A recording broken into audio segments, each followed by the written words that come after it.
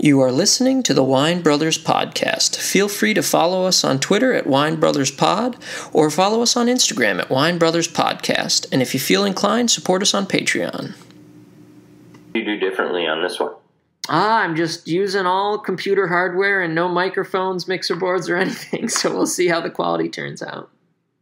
Okay. You can take the act off. We can be normal. I know, I can't. I'm never normal, though. So I'm drinking a nice 2013 or 2014 rosé. And after 2 hours of trying to get this to work, I wish I was drinking. I don't blame you. What's the breakdown on that rosé? What are the varietals? So it's a little Chambourcin, probably 45% Chambourcin, 25% Merlot, 25% Cab Sauv, and 25% Cab Franc. I know that doesn't add up to 100, but okay. Majority Chambourcin, and then the Cab Sauv, Cab Franc, and Merlot are bringing up the other probably 65% of that. So Chambourcin, so it's East Coast. Is this from your winery? Yeah. Okay. I will say when it was younger, it had a little more acid to it. I think the acid kind of degraded a little bit. Did it precipitate out, or is it just not tasting as crisp? It's just not. I always find that with older wines, that if it's like a really dry white or a dry rosé like this, you find that the acid is a lot softer as it gets older. Right.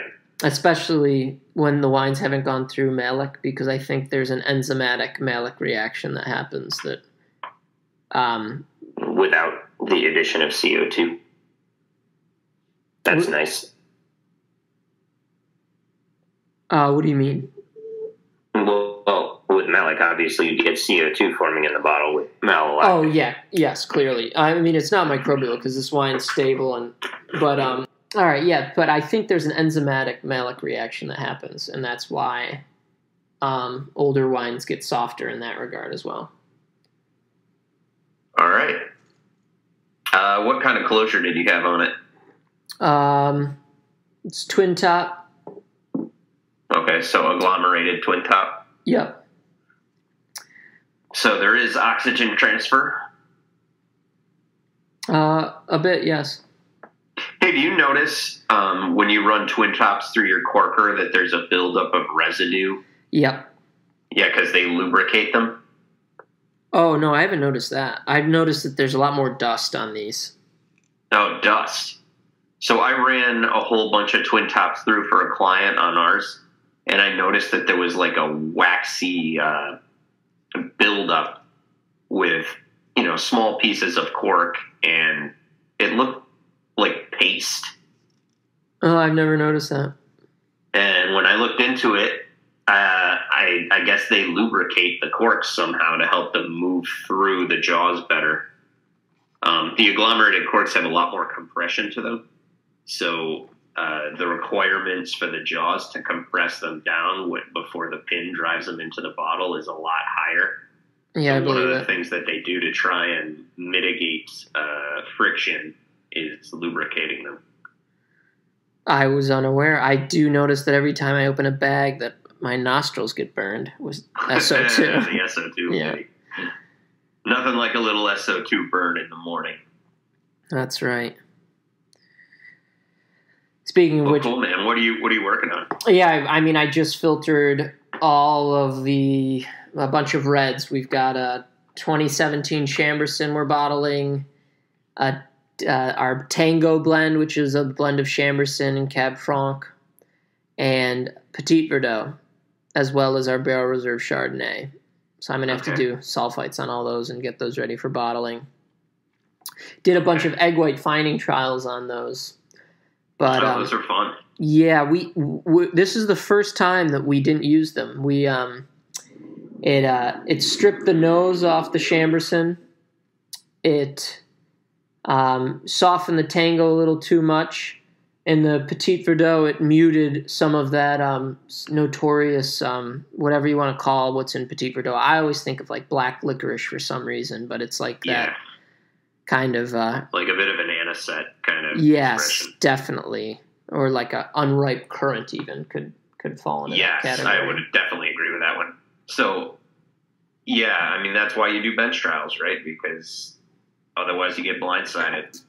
Did you try any other fining products? We did not after that.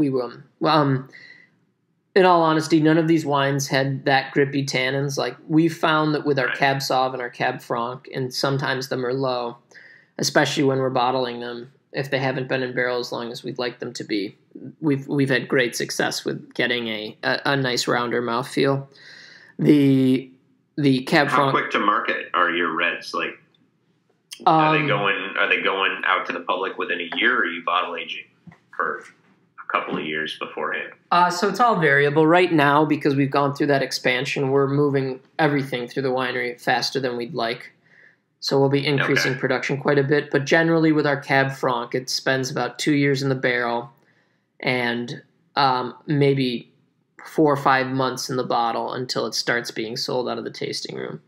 Okay. For the Cab Sauv, it's a faster turnaround. 1 year in the barrel, and then generally we're sold out of that. So, right. I mean, Cab Sauv is one of those ones that it markets itself because it's one of the most popular wines. Yeah, any wines like that are super recognizable move out the door quickly. I mean, people, those are the two things they ask for: Cabernet Sauvignon or Chardonnay. I mean, those are the two. When they come to the tasting room, those are the two that everyone has heard of. Yeah, which is shocking because I would love to put other wines in front of a lot of people. I put Chambourcin in front of some house guests I had over. Our friends from college were down, and they were looking at florists for their wedding. Wow. And they were driving up from Virginia, so they swung in. So then they were up. They weren't down. Yeah, seriously. Well, they were down from where they normally live, but they were driving up. So I guess they were going both ways. They're our friends from college. They're just starting med school, and they were on their way up or down. So what'd they think? What'd they think of Chambourcin? They loved it. You know, it was the trial of the egg white fining that I had in the house, but it was we had some new oak, a proportion of new oak in the Chambourcin, which generally we use mostly 2-3 year old oak for Chambourcin, just because just doesn't have the weight to handle grippy oak tannin. This was our 20. What was this? So 2017 Chambourcin, I think. We just pulled out a barrel, so it wasn't an oak that long. Okay. And it really great year for us. So we're talking like 24, 25 bricks on the Chambourcin. Nice. Did you pull any Saignée? Oh, of course, yeah. All right. And because I've heard that has really deep color. Yeah, you really. Use it to boost color and other stuff. Really deep. That was the one when it was the one that I called you and I was like, this filtered too easy. I think my filter might be compromised. Because there was still, when I was shining the flashlight through it, it looked like it wasn't brilliant. So, wow. Well, good. How's the mid palate? It's got weight to it. A bit. Chambourcin, the acid generally drives the whole mouthfeel on that, but I think with a little bit of oak tannin, and there's definitely something in hybrids. I'd have to do. I've never worked with it, so that's why I'm asking all these questions. Well, it's funny with hybrids. Like we've worked with Deschanac before, and I made that Coro Noir Merlot blend, which actually was pretty dang good. But the Deschanac always, I mean, technically there's no tannin in it, but there's definitely, because you were adding oak chips during fermentation, or oak powder rather. So I think there is some sort of residual tannin or protein that rounds out the mouth in that, because it's not like a white. Right. Well, I mean, there's a lot of techniques you can use. I'm going to try a few new ones this year. I don't know if you've ever used Onalese, formerly called BioLese.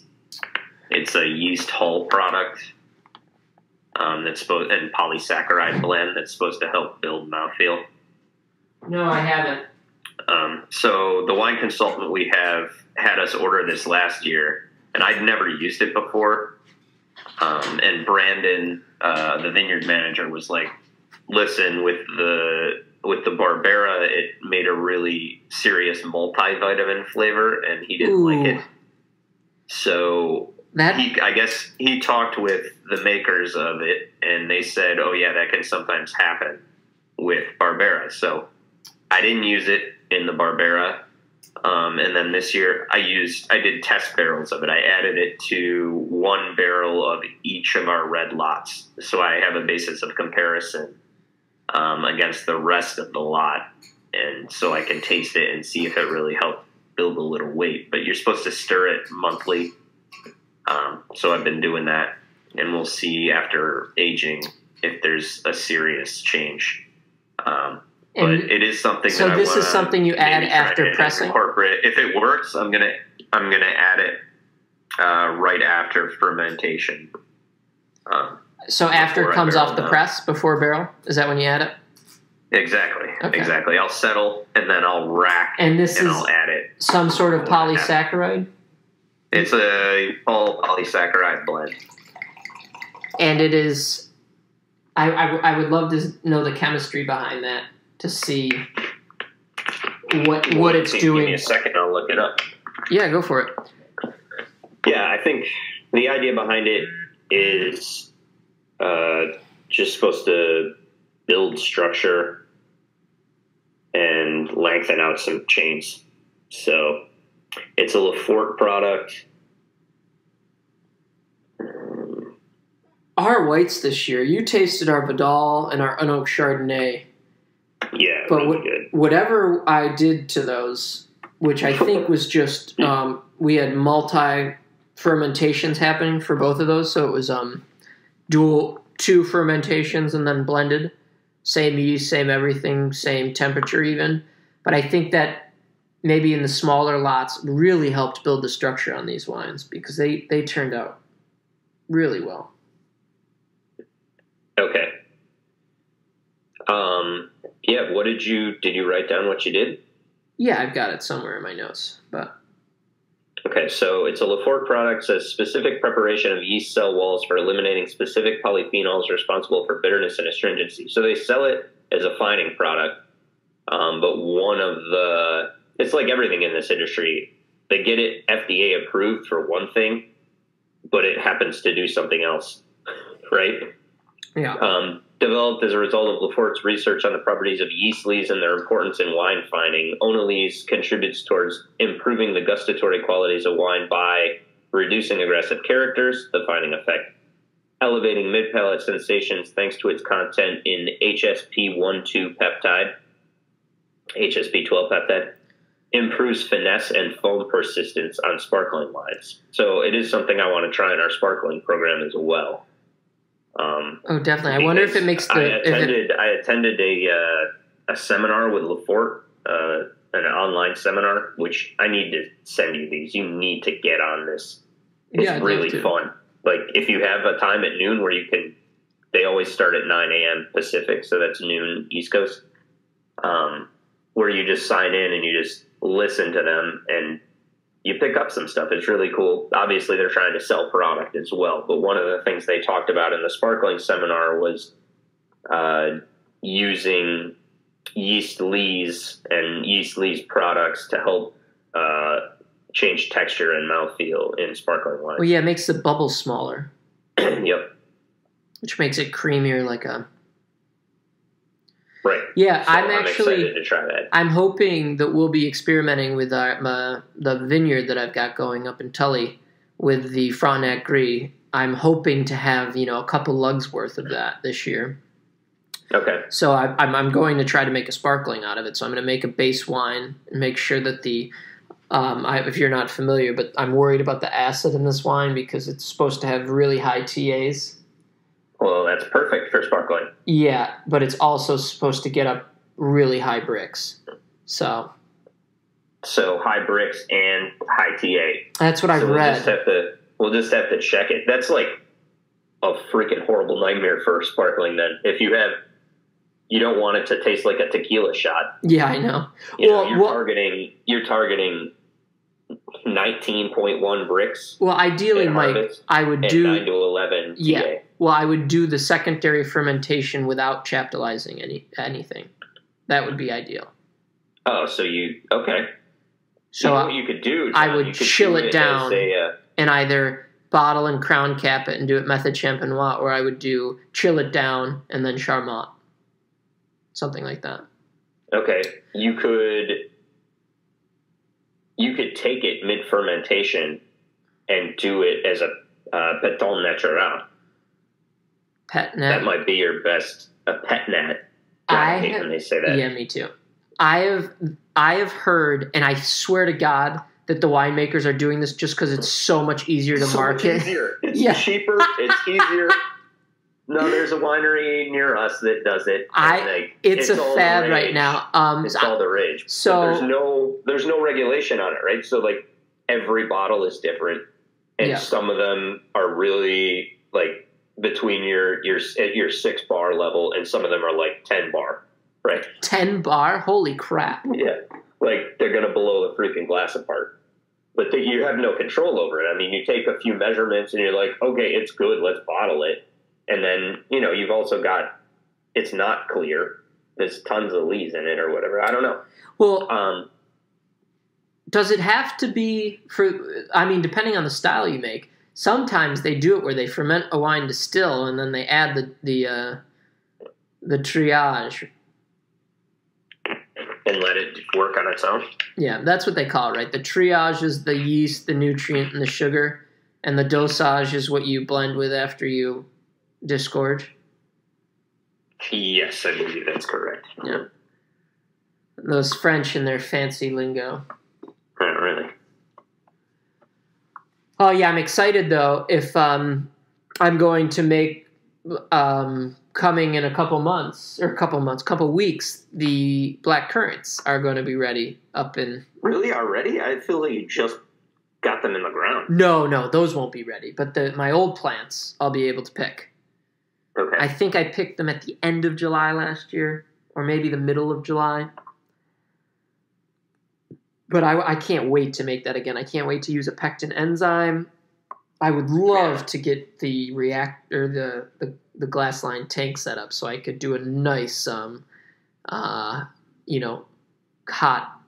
maceration. Because I'm gonna have a lot more this year, but I had them on my stovetop with a spaghetti pot. Tell her you're busy. No, I'm just kidding. I had them on my stovetop, and I had our spaghetti pot was filled to the brim, and I'm doing my best to try to stir these, but it's really it was like a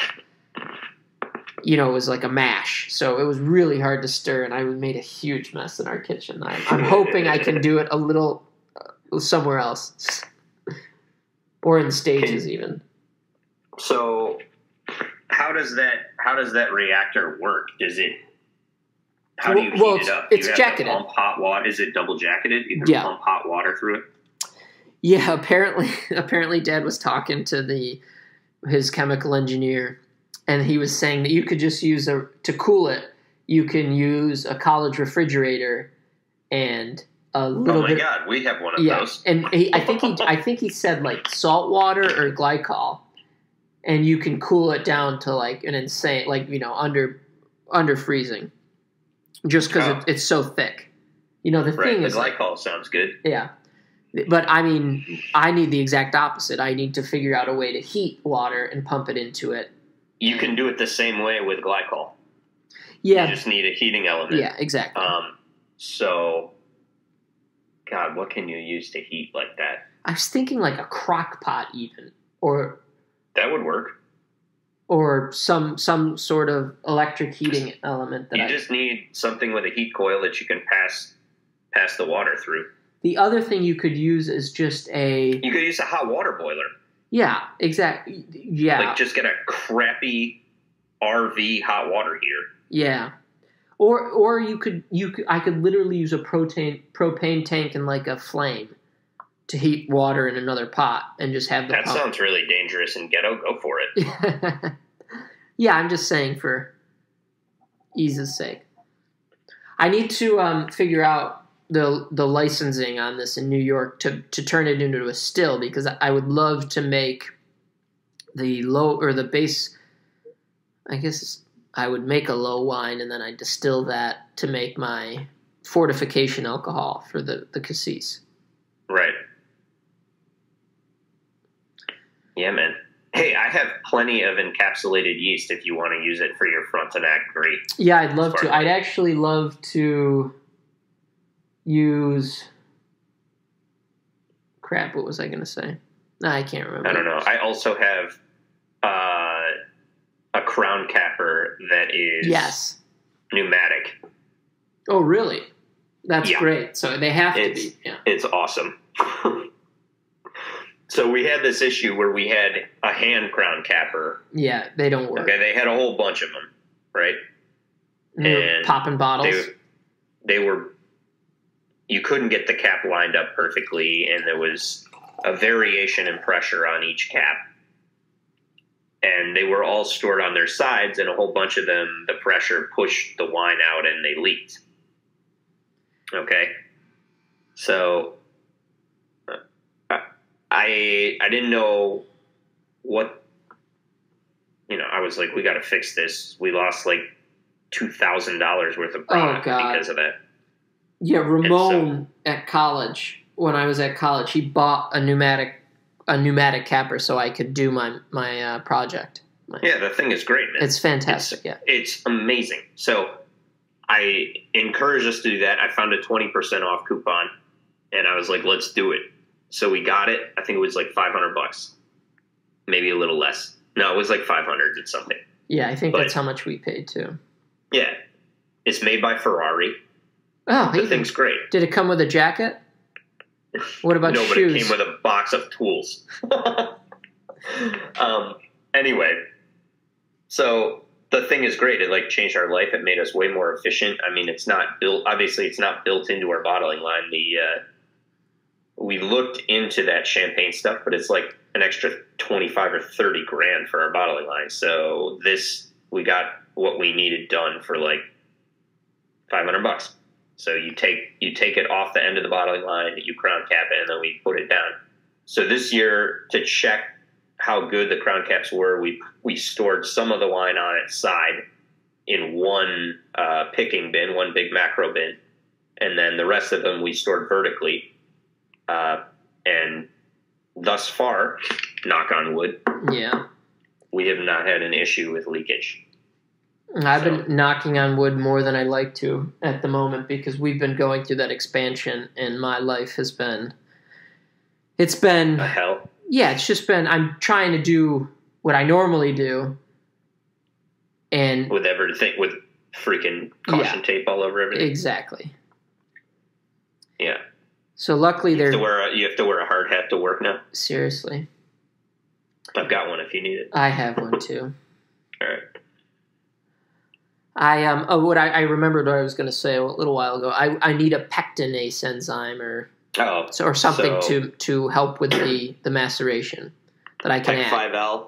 Yeah, just something. Lafazyme CL if you want to go with powder. I want something that really cuts through membranes because you remember the bottom of all of my Cassis bottles were.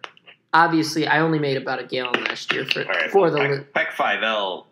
That is recommended for fruit as well. Okay. They use it on apples. Let's see, Lafazyme CL. That's the powder one. It comes in I think it comes in a 250 gram, but the dosages are like 1 gram per hectoliter or something. I don't even think that's for I don't even think it's that high. I think it's 1 gram through. Oh, no, you're right. 0.5 to 2 grams per hectoliter. So I was right. It comes in 100s and 500s. That's for juice settling and improved lees settling. Yeah. So maybe your best bet is probably Pec-5L. I'm looking for straight up. I think the enzyme is actually called pectinase, and it's just I want to because there's I lost so much of this product because I kept trying to filter it and I couldn't get it to filter, and it was ridiculous. I was using like a mesh strainer, and I need something to really cut up cell walls. Okay, so Pec-5L is a highly concentrated pectinase blend designed specifically for winemaking, blah, blah, blah, blah, blah.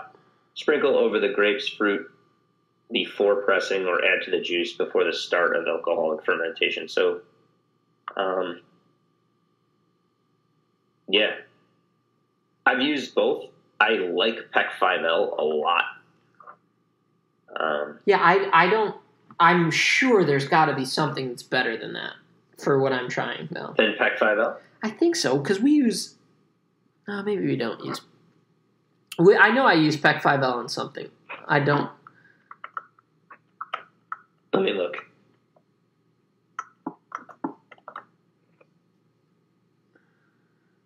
Well, you're looking... We had a guy swing by our winery, and he dropped off some finishing tannin and some gum arabic. Who is he? Oh, I don't know. They're all... Do you remember where he was from? Another guy stopped by the other day, was trying to sell us tanks. And it's really hard... You've seen our tanks, right? Yeah. It's really hard for me to tell the guy, we have a good tank distributor, we have really competitive prices, and I don't think you can give us exactly what we want. Mm-hmm. He's like, oh yeah, we can do that. We can do the pharmaceutical grade finish inside. We can do that. And I was like, do you see these out here? I don't know. It was a Criveller salesman. And yeah, that's what every winemaker says about them.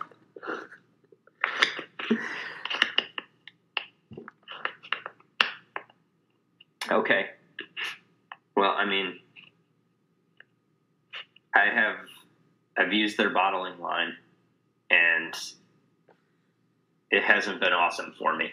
Yeah, I want to... Specifically the labeling and... Well, you could say that every bottling line I know of the labeling. So yeah, specifically the labeling and the capsuling.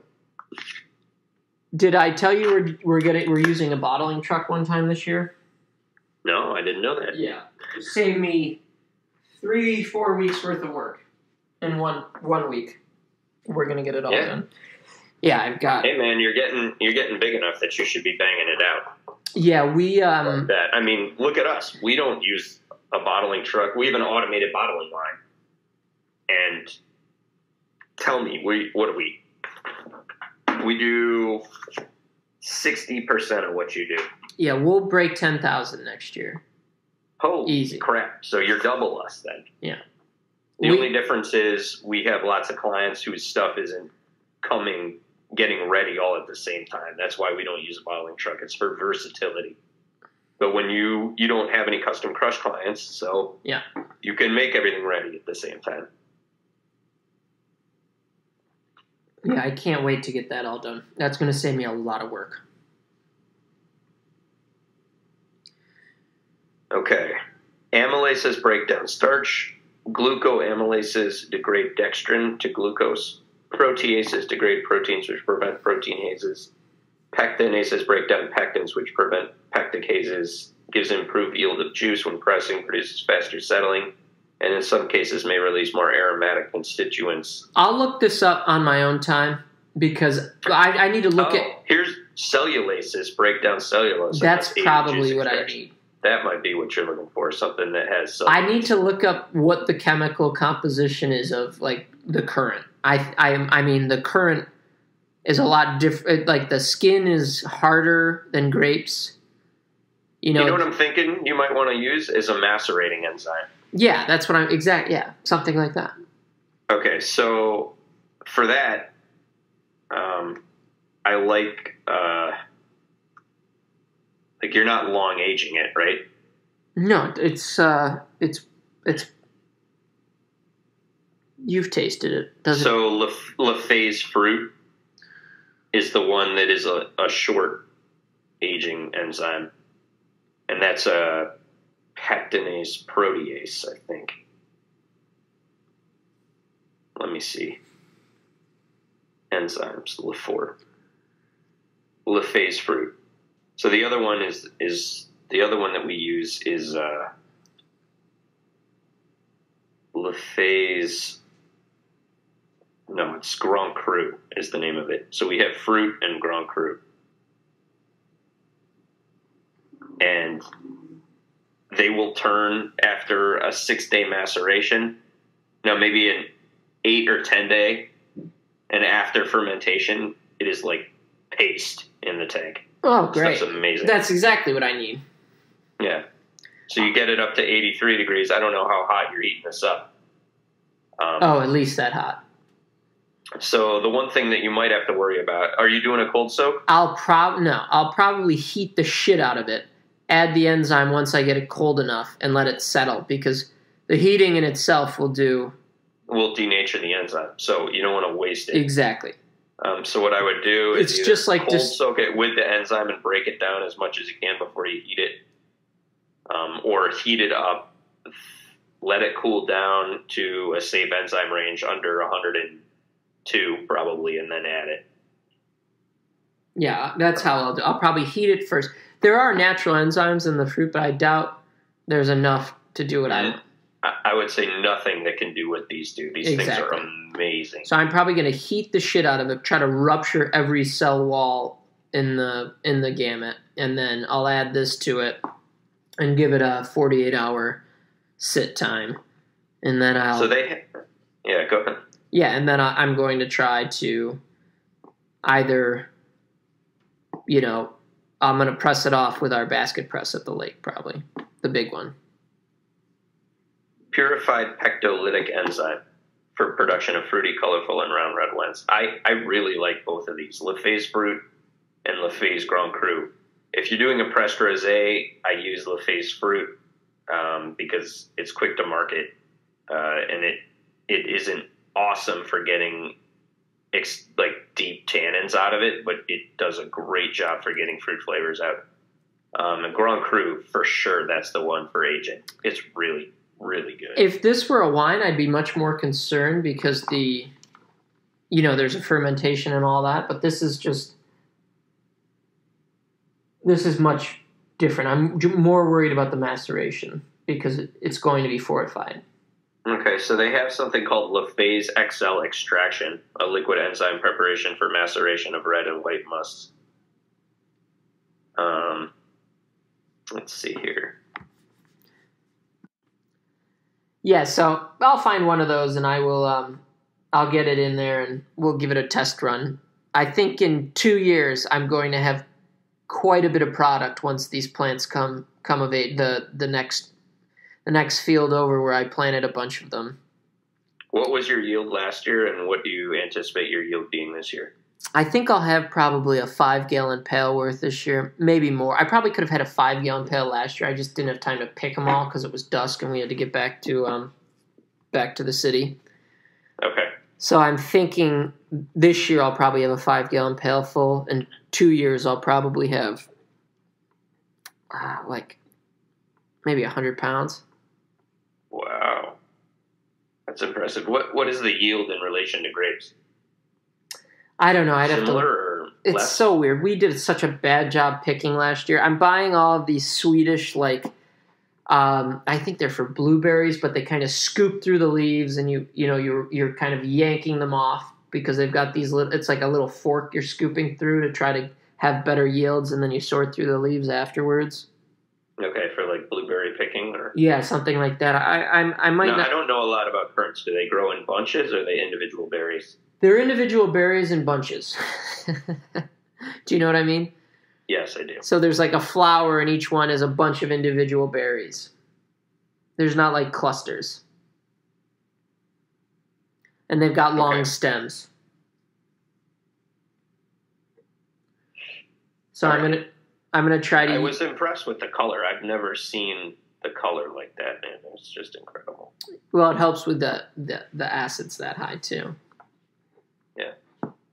Yeah, that was You know that whenever you blend acid into wine, right? You blend it in, and you're like, wow. That was such a good aperitif. Yeah, it was great. I was really impressed. To have that on its own, or to mix it with a little bit of champagne, or the sparkling Riesling we were mixing, it was fantastic.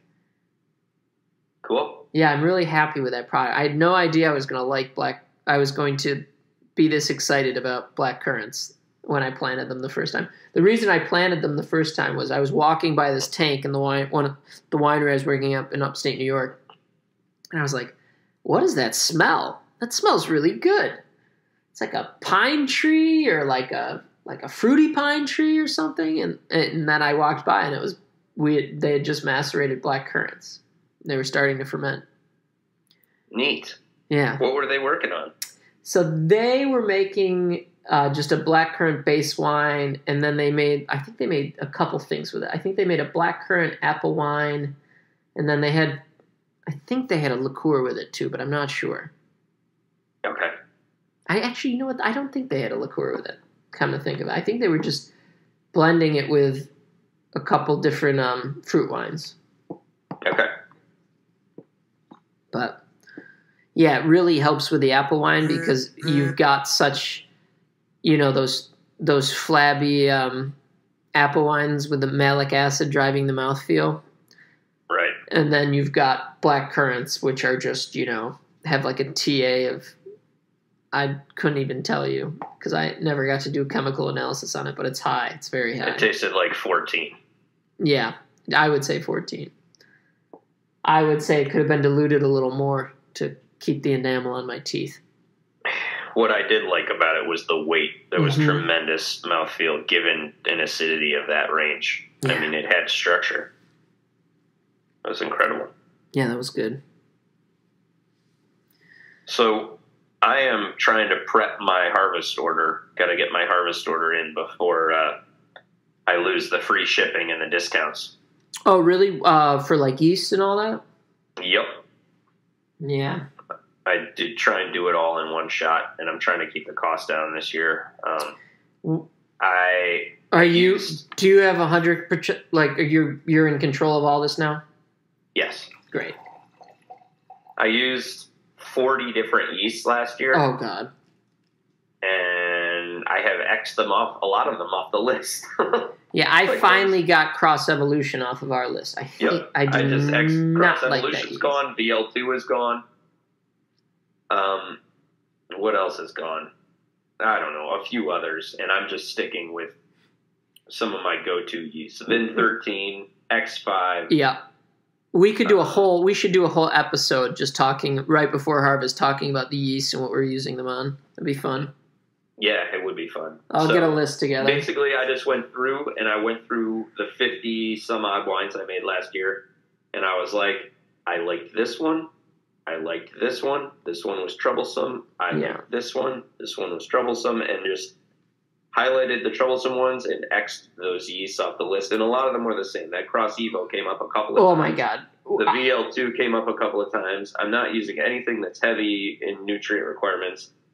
And now, that was my first year working this vineyard. I know which varietals are most most nutrient sensitive. So I can, the Pinot Gris last year was a bit of a problem and seemed to really I had to go in a couple of times with Fermentation to bump up the DAP levels in mid-fermentation. Yeah, it's so hard because to be a bit more aggressive with all the science says that you should be bumping up the nitrogen in the beginning of the fermentation because it doesn't do as much towards the end, right? Right. Is that what and towards the end, you're like just covering your ass, trying to avoid the H2S. Yeah, the one thing that freaking drove me crazy for using that Cross Evolution, I think I used that for 3 years, and every year, unfortunately, I don't have the reins as much as I would. I don't know if I would like it more or if I would be more stressed if I had the complete control, but we finally decided that the Cross Evolution is just always the weakest fermenter, takes forever, it never finishes clean. And it was just like occasionally, I think the first year I used it, I really liked it. And I had a really clean fermentation. I think it's super sensitive to cold. Okay? Well, it's super nutrient dependent. And it is just a creeper. It will not bud and it just won't. Well, doesn't the package say that it likes 55 to like 60 degrees or 55 to 70 for fermentation? I don't know what the ranges are on it. I can look, but I just know it was. I know it's a cool fermenter, but it was terrible. I mean, it wasn't good in barrel. It wasn't good in tank for me. It says low fermentation temperatures 57F, so 57F and above. 58F, it says here. It said 57 in the notes and then 58 on the actual page. Yeah, I was never fond of that one. And supposedly it works for high alcohols. 15%. I wouldn't exactly call that super high. No, me neither. How is and your... it says reasonably low nitrogen requirements. I wouldn't agree with that either. Oh, God, no. No. I mean, maybe it does have reasonably low nitrogen requirements because no matter what your nitrogen additions are, it's not enough, but... Or something else needs to be added, but that was a real rough one for me every year. Yeah. I hated pitching it too. Yep. Hybrid yeast from a unique breeding program of the Institute of Wine Biotechnology at the University of Stellenbosch in South Africa. Now, they've come out with some great yeast. Vin 13, I believe. But this was not one of them. Well, I wonder with the yeast manufacturing protocols how much they change from year to year. Because as far as, like, each yeast has what, like 5, because they don't reproduce sexually, so they're all budding. But they have 5, genomes in them or 5 DNA strands in them, and I'll have to clarify this for everybody who's listening out there. But essentially what happens is, they keep selecting for the best ones over and over and over again, and then they change eventually. Right. Yeah, I don't know. That's more your. Well, I know that some of the producers have done studies where they've frozen the same yeast strand that they've used year after year, and then they look at the stats in like 15 years about what they're selling as whatever numbers. The same yeast. And it's changed. And it's got, different alcohol conversion ratios and things like that. So it's... Wow. I was listening... I can't remember where I was listening to when they were talking about that, but... Yeah, well, as a point of comparison, if you look at Vin 13, also developed at Stellenbosch. I hope I'm saying that right. Probably. Yeah. Stellenbosch in South Africa. That one has a 50 to 59 degree Fahrenheit range and alcohol tolerant up to 16.5%. Now, I love the tropical fruit flavors that come out of that, and that one's a freaking bear. It'll get through anything. Yeah, I think that's what actually we replaced our cross evolution with. Yeah, Vin 13. It's a good decision. I loved Vin 13. I loved every wine that I made last year with Vin 13 and X5 as well. And so that is pretty much what is driving. Now, there's a couple of changes. I made a change to the Pinot Gris as well because I moved from a different yeast there. I'm still going to use the starter yeast, which is not a non-Saccharomyces strain. Does Vin 13, is that the same as K1, or are those different? Different. Okay. Yep. I don't know if Vin 13 is one of these yeasts, but I know some of the yeasts, they produce chemicals that kill other yeast that would ferment. Right. And it's dangerous to use. And I looked into one of those for the Torlaspora because I'm going to run with a Torlaspora up front on the. You're doing that again? On the Pinot Gris. I liked it. It gave it mouthfeel. The one thing I'm going to be really careful of is I didn't know it last year, but Torlaspora has a very narrow operating temperature range. So, I had cold, I chilled it way down, and then it was nowhere near temperature to pitch that yeast. It wasn't a 10 degree, it wasn't get it within 10 C or 10, to pitch it. It was like the must has to be above 70 degrees. And I was like, what? So I'm going to get it in a tank with a heater. And then I'm going to heat the tank to get it to the temperature I need and blow some nitrogen through there to mix it. And then I'll pitch the Torlaspora. And then it's a 24-hour treatment. And then I'll come in with my Saccharomyces after that. Gotcha. Yeah, I've never fooled around with that. If I had more wines to work with, maybe I would. I'm not making 59 wines, so. Yeah, well, the Pinot Gris, not super expressive. Are you making it as a Pinot Gris? Is there any oak in there? Are you stirring the No. lees? All stainless? 100% stainless steel, but we are trying for lees incorporation.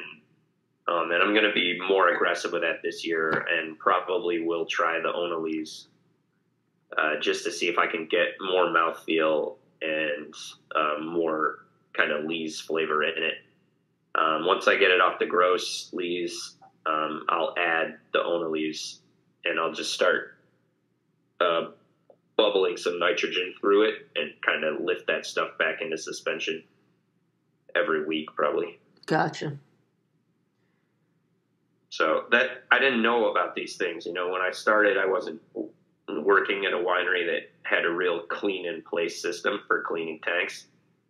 And so when people were like, "Oh, just roll the tank with nitrogen," I was like, "What are you talking about?" And so one of the things that we do to help mix the tank if we need to is we just hook up a nitrogen line to the racking valve, or not even the racking valve, the lowest valve in the tank.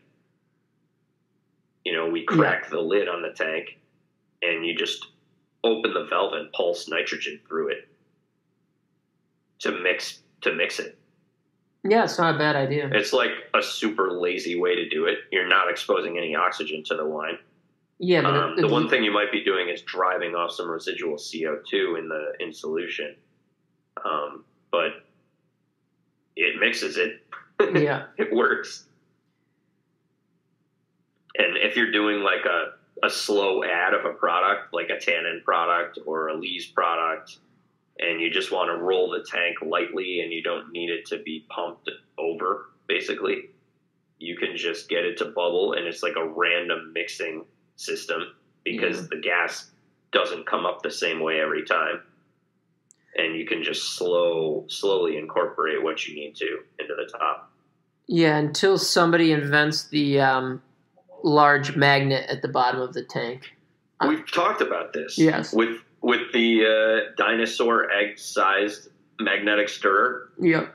And you just bring over that super hard magnet. It's an electromagnet. You turn it on, and it starts mixing your tank from below. I really want that to happen.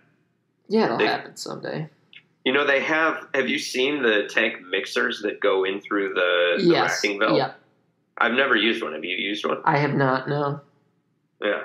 I've looked at them, and I'm trying to figure out how they work, right? How you get it in there and hooked up without, shooting wine all over yourself, because it's not something they have mounted in there 100% of the time. They pull it out and they move it to the next tank, but there's some sort of valve. You open the valve, and the impeller goes between your normal butterfly valve. It slides between it. And not a butterfly. It's got to be a ball valve. It's called ball valve. Yeah, it goes through the ball valve.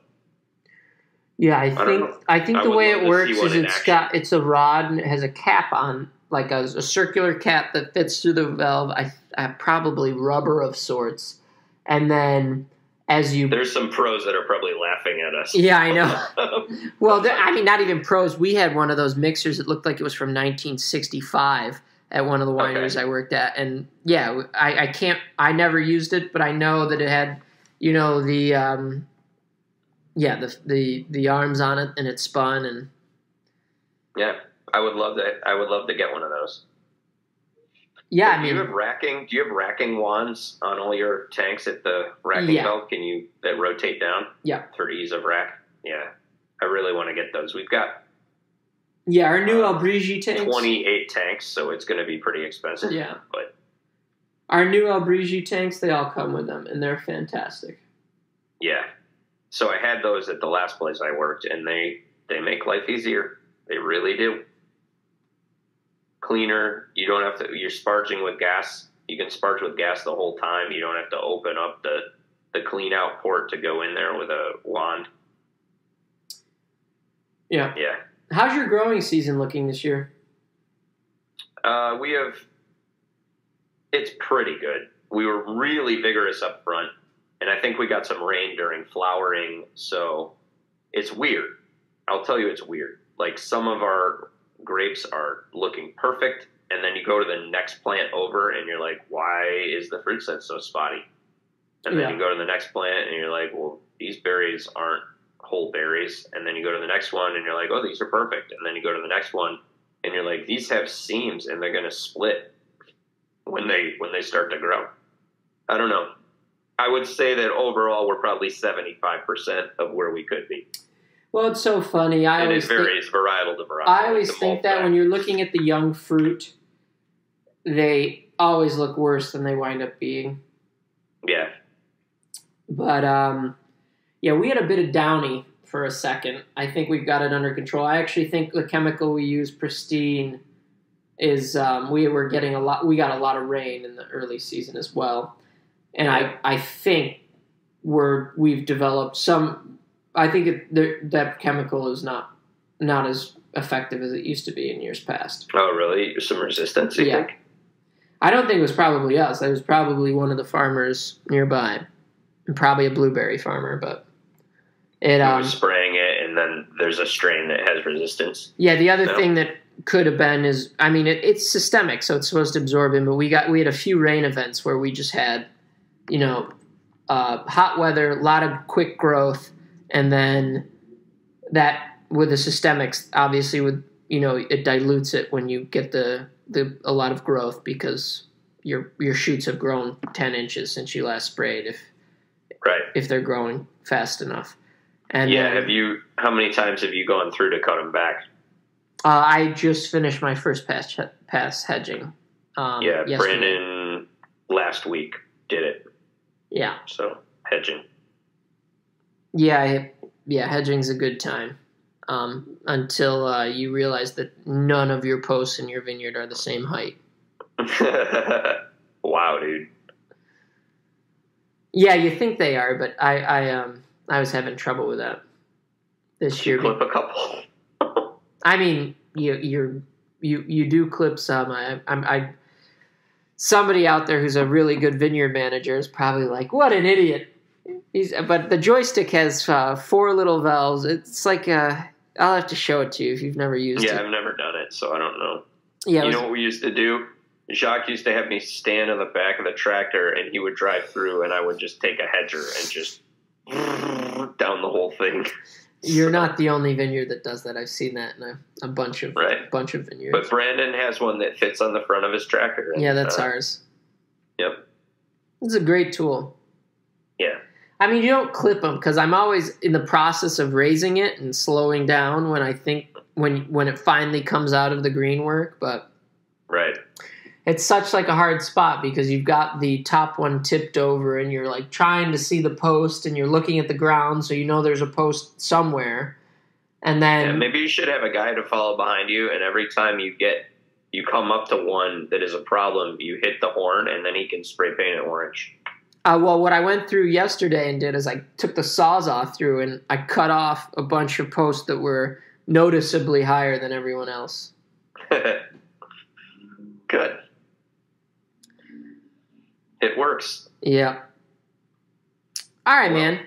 We'll do another podcast getting closer to harvest as we get prepped here. Maybe one for harvest. Oh, we'll do a couple more. I've got plenty more to say. So this was fun. Excellent. Well, I'm John. I'm Michael. And this was our first episode of the Wine Brothers podcast. First official? I don't know. We've done a couple of these, but I don't know how to upload the other ones. All right. Well, maybe we'll use them for special features for our patrons. Yes. Not a bad idea. There were some great conversations in a few of them. Yeah. And rough around the edges. They get to see us. They get to see us in our true form. Yeah, the whole evolution of the Wine Brothers podcast in real time. Absolutely. All right, man. All right. Have a good night. Talk to you soon. Yep. Thank you for listening to the Wine Brothers podcast. If you feel like supporting us, feel free to follow us on Twitter at Wine Brothers Pod or follow us on Instagram at Wine Brothers Podcast. And if you feel inclined, please support us on Patreon.